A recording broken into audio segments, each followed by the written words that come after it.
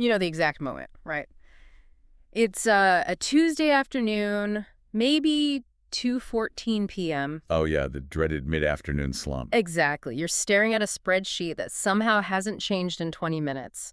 Or maybe you're, muted on your fourth Zoom meeting of the day, and that familiar daydream just creeps in. Right, the escape plan. Yeah, the one where you finally leave the corporate grind, take control of your own calendar, and actually build something for yourself.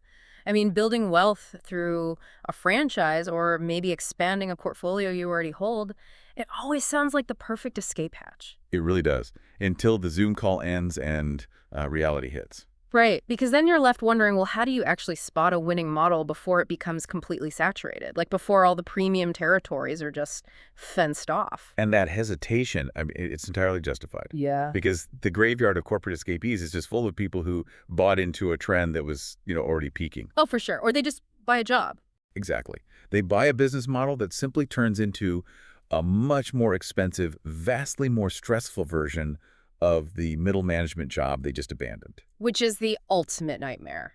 It really is. So, you're looking for a system that functions flawlessly, housed within an industry that is demonstrating sustained secular growth. Which brings us to the core mission for today's deep dive.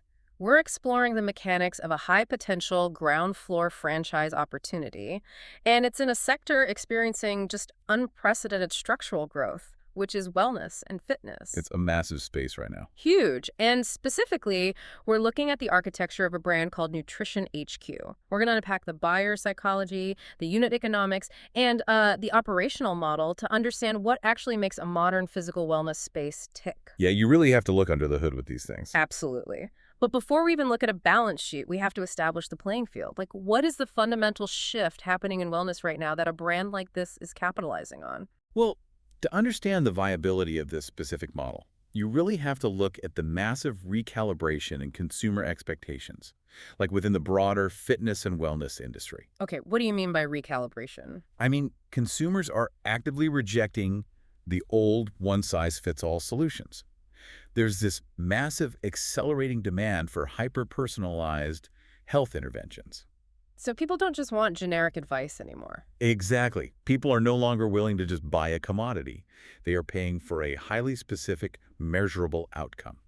So Nutrition HQ, it is explicitly not set up as a standard retail supplement store. Right, not just a place where you walk in and grab a tub off a shelf. Yeah, exactly. It's not where a customer wanders in, guesses this tub of protein powder they need, and checks out. It's structurally built as a holistic coaching model. Okay, I want to test that premise, though, because, everyone claims to offer coaching or personalization, right? It's such a buzzword. Oh, completely. It gets thrown around all the time. So in a retail environment, how do you actually operationalize that? So it isn't just, a buzzword your teenage employees ignore. Right, well, you operationalize it through mandatory integrated touchpoints. Mhm. They build the entire customer journey around individualized coaching protocols. Okay, so it's baked into the actual visit. Exactly. You have comprehensive support systems and quantitative tools like in-body scans, and these run seamlessly alongside their exclusive product lines. Which makes it a lot more than just ringing up a sale. Yeah, and this structure is strategically brilliant because it attacks two problems simultaneously. For the consumer, it provides a roadmap to lasting physical results based on hard data. Right. And for the franchisee. For the potential franchisee, it engineers a recurring relationship rather than a one-off transaction.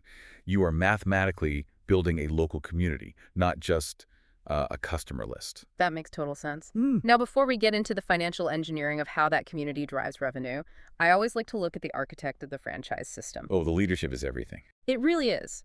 Because the ultimate success or failure of a franchise unit is so heavily dependent on whether the corporate executive team has any functional understanding of the daily grind, like the reality of the local owner. And this is where the operational DNA of Nutrition HQ becomes super fascinating.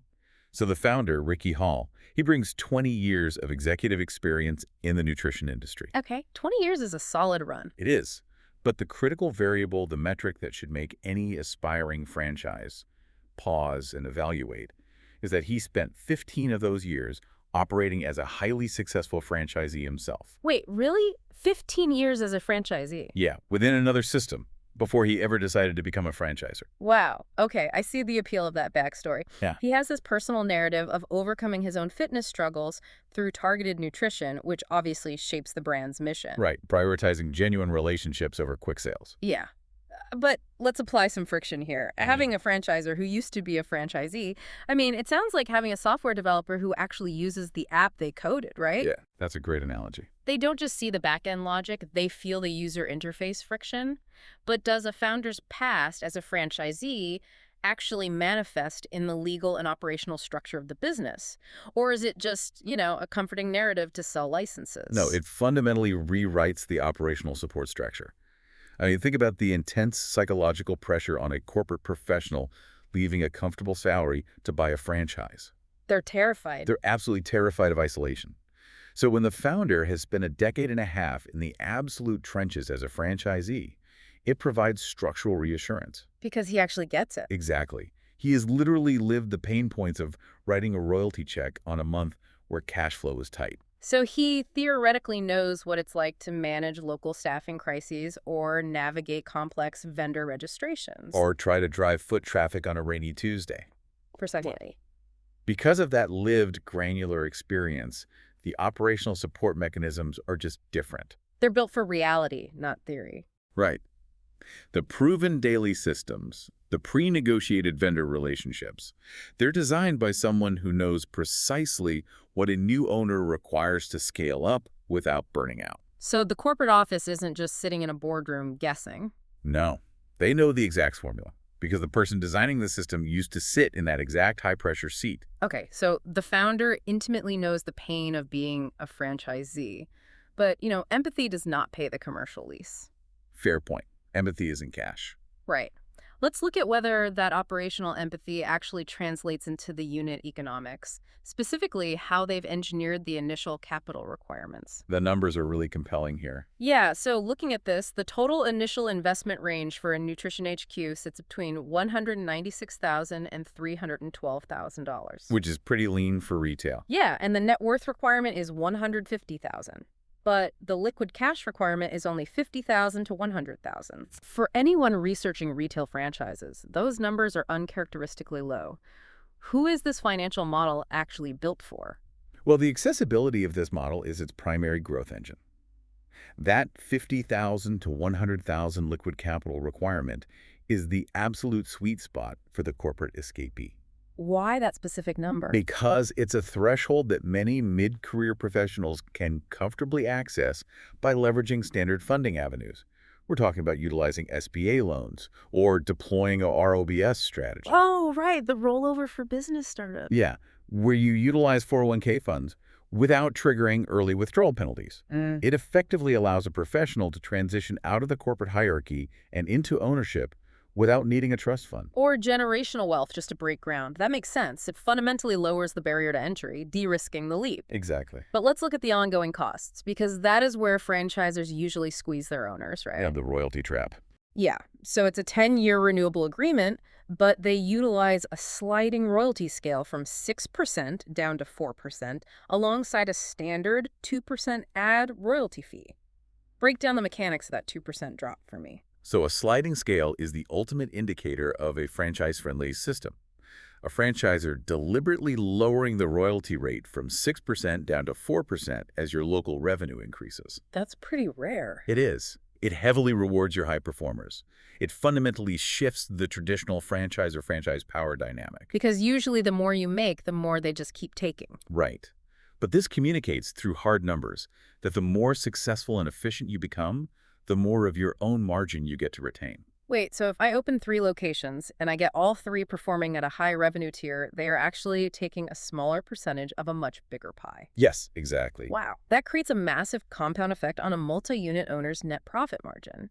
It incentivizes aggressive growth rather than penalizing it. It scales your wealth creation rapidly. And that ties directly into the timing of this specific opportunity too. Okay, let's talk about timing. Well, the data shows they've been franchising since 2020. They currently operate 3 units with 3 employees at corporate headquarters. That is the very definition of an early-stage, ground-floor brand. I'm going to stop you right there.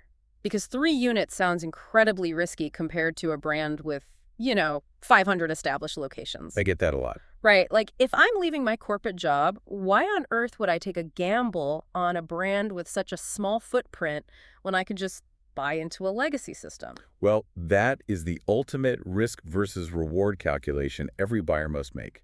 What is your actual appetite for being on the ground floor? Sure. But isn't legacy always safer? Not necessarily. The hidden tax of joining a legacy brand with 1,000 units is territory depletion. The best markets, the prime commercial real estate, the wealthiest, highest traffic zip codes, they were sold out a decade ago. Oh, I see. So you're left with what's left over. Right. If you buy in now, you are left fighting for the scraps on the extreme outskirts of town, often in suboptimal demographic areas. So you're commuting 2 hours just to reach your own store, which totally defeats the purpose of buying your freedom in the first place. Exactly the problem. With an emerging brand franchising since 2020, the map is entirely open. You possess the unprecedented opportunity to lock down the absolute premium territories in your state. Which is huge for multi-unit. It is.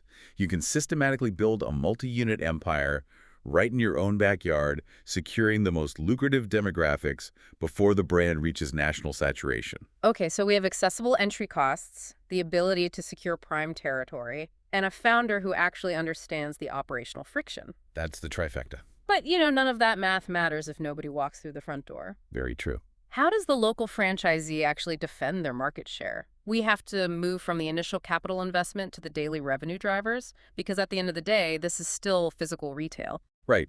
Opening the physical doors is purely logistical, but keeping them open requires an ironclad defensive moat. Let's stress test this day-to-day business model then. They rely on individualized coaching, the in-body scans, and exclusive product lines. Yep. And they're targeting an incredibly broad demographic, scaling from high-performance athletes all the way to busy executives and general health-conscious parents. It's a very wide net. But here is my major hesitation. Consumers can buy premium vitamins and complex supplements on their phones with one single click.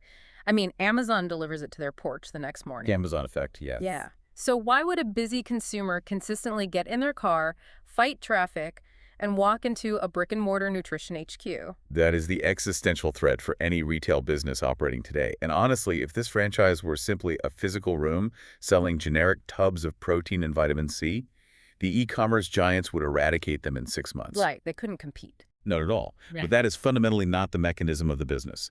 The defense against Amazon is the in-body scan and the consultation. Explain the psychology of the scan to me. How does a machine protect against e-commerce? Because an in-body scan is not just a fancy digital scale.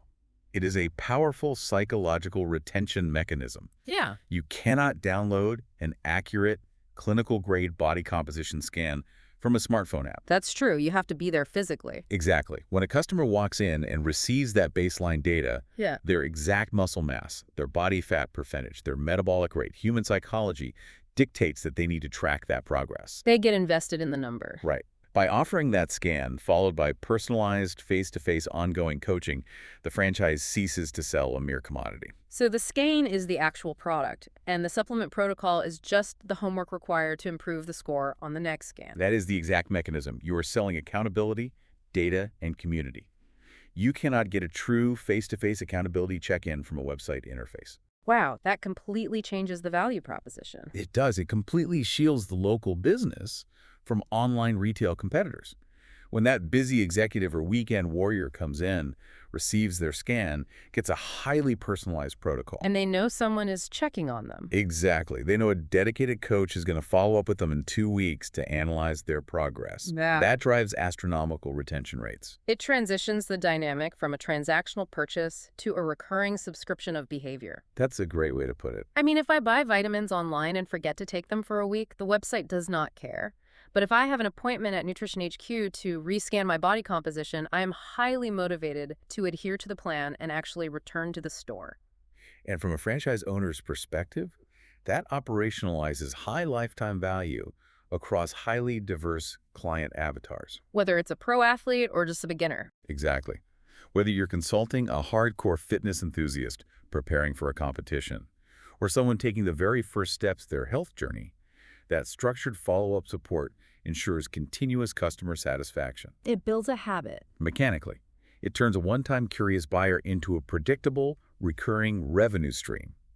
Your physical location becomes the central hub for fitness enthusiasts in your local community. Let's zoom out a bit from the specific defensive moat of Nutrition HQ. How do aspiring buyers validate a model like this within the wider macroeconomic industry? It's important to look at the macro trends, definitely. Because we're seeing an absolute explosion of growth in health, beauty, and wellness franchise opportunities. It is unequivocally one of the most dynamic, high-growth sectors in the entire franchising ecosystem right now. Right. And if you survey the landscape, the market is just flooded with highly specialized boutique wellness concepts that are leaning heavily into recurring revenue models. Oh, there's so many options. You have brands like Beamlight Sauna, Bowden V, IV Nutrition, The Vital Stretch. They all offer these incredibly specific, high-demand, modern wellness services. And all growing fast. So if I'm an aspiring owner staring at this massive list of potential investments, how do I avoid shiny object syndrome? How do I filter through the noise to focus on a model that actually builds wealth? Well, the primary failure point for new buyers is falling in love with a product rather than interrogating the operational system. That's such a common trap. It is. Navigating that landscape requires utilizing proven advisory systems and expert objective guidance. Selecting a franchise is never just about picking a consumer service you think sounds innovative. What is it about then? It's a complex matching process between your personal financial objectives, your desired daily lifestyle, and the structural framework of the business. Can you give me a practical example of how those frameworks differ, like day to day? Sure. Compare a high CapEx technology model with a low CapEx coaching model. If you purchase an IV therapy clinic or a high-end sauna studio, your capital expenditure is massively front-loaded. Because of the equipment, I assume. Right. You're buying expensive medical equipment, dealing with specialized licensing, and hiring highly credentialed medical staff. Your daily routine is managing clinical operations. Which is very specific. Exactly. Conversely, if you look at a coaching-based center like Nutrition HQ, the capital expenditure is significantly lower. Your primary investment is in human capital training coaches to build relationships. So the day-to-day is totally different. Night and day.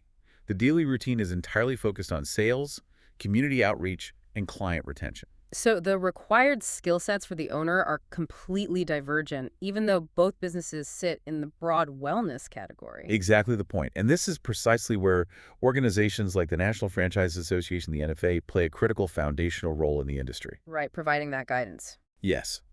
They operate as a dedicated membership organization designed specifically to bridge the gap between franchisors, expert advisors, and multi-unit owners. To help you make sense of all those operational differences. Their functional purpose is to help buyers systematically match their personal wealth generation dreams with the exact right service offerings and operational models. It's about aligning the architectural blueprint of the business model with the exact lifestyle the buyer wants to lead 5 years down the road.